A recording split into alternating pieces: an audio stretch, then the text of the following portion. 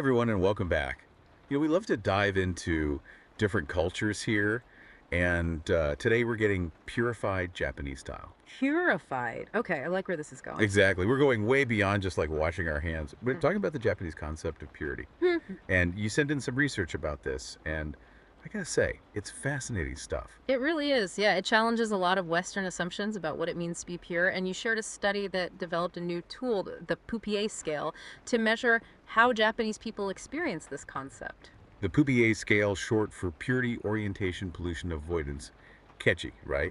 And what I found really interesting is why researchers felt they needed a new scale in the first place. Right, because existing scales were largely based on like Western, often Christian ideas of purity, and they don't quite translate to a society shaped by Shintoism, Buddhism, and animism. So true. It's like trying to measure flour with a teaspoon, the wrong tool for the job. The researchers felt that existing scales just couldn't capture those subtle layers of meaning that purity holds in Japanese culture. So what did the PDA scale reveal? Well, it uncovered four distinct facets of purity.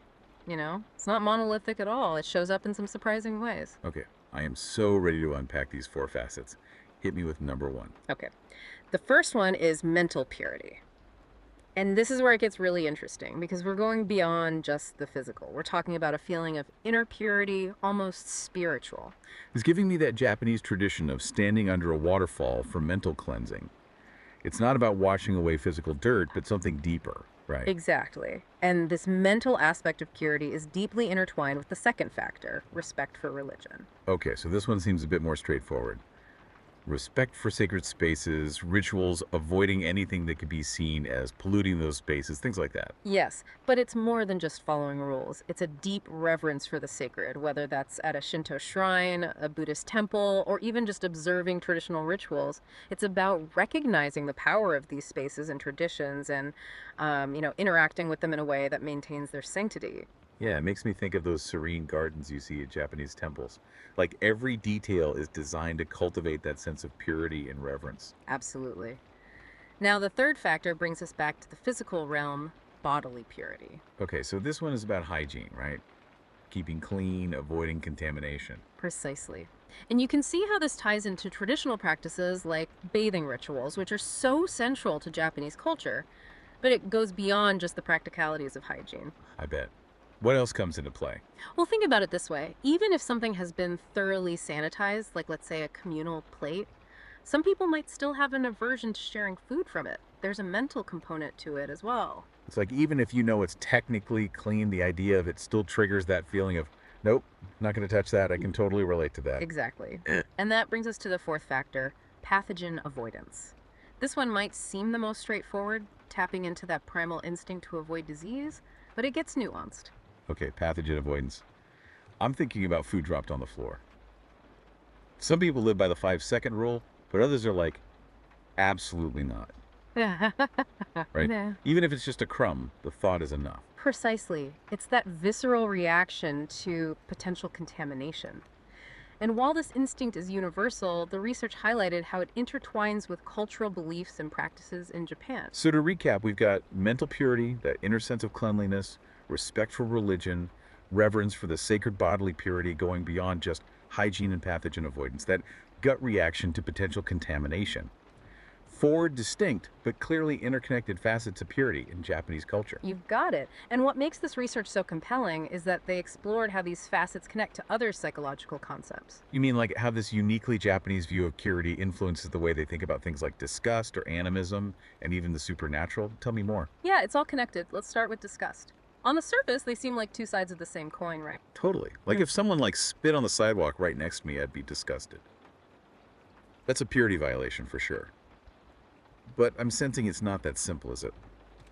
You're right. The researchers wanted to understand this connection, so they used a scale called the disgust scale, revised the DSRJ to measure disgust in their Japanese participants. So they weren't just assuming those two things always go hand in hand. Yeah. They actually measured them. What did they find? Well, while they found a link between scores on the purity scale and the disgust scale, they weren't a perfect match. It turns out purity and disgust, while related, are actually distinct concepts. Okay, I'm hooked. Give me an example. How are they different? Okay, imagine someone who's disgusted by a dirty bathroom. That's a visceral reaction to physical impurity. Right? Makes total sense. We've all been there. Now consider someone who feels their soul is dirtied by lying even if no one else knows about it. Ooh, that's a great example. It's like the bathroom scenario is purely physical, but lying brings in a moral element. It's about right and wrong, even when it's internal. Precisely. That feeling of internal contamination, that's the purity aspect coming through. Hmm. And this is where the Japanese concept of animism adds another layer. Right, animism. The idea that objects like mountains or rivers have spirits, how does that tie into purity? Well, if you believe a rock has a spirit, you wouldn't want to disrespect it by like littering near it, I right? see what you mean. It's like polluting the environment isn't just bad for, practical reasons. It's almost a spiritual offense in that context. Exactly. And this connection between purity and animistic beliefs also sheds light on the study's findings regarding the supernatural. For many Japanese people, beliefs in fortune telling, fear of the paranormal, these aren't just superstitions. They Right. stem from a different understanding of how the world works. So it's all connected. This web of purity, discussed animism, and the supernatural.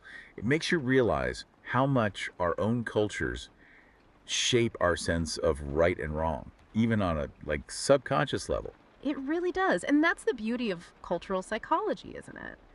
It helps us appreciate the diversity of human experience and challenges us to see the world through different lenses. Absolutely. It's like that feeling when you finally clean your glasses. Suddenly everything is clearer and you see details you never noticed before. Speaking of cleaning those lenses, if you want to purify your mind with even more thought-provoking deep dives, head over to our YouTube channel. That's right. We cover a wide array of fascinating topics. We do, and we promise it's cleaner than a public bathhouse after a deep scrub, and way more interesting than staring at the bottom of a cup of green tea. Though now that I mention it, maybe we should do a deep dive into the Japanese tea ceremony and its rituals. Now that's an idea. Stay tuned, because you never know what will cleanse next. I know. Until then, stay curious, everyone.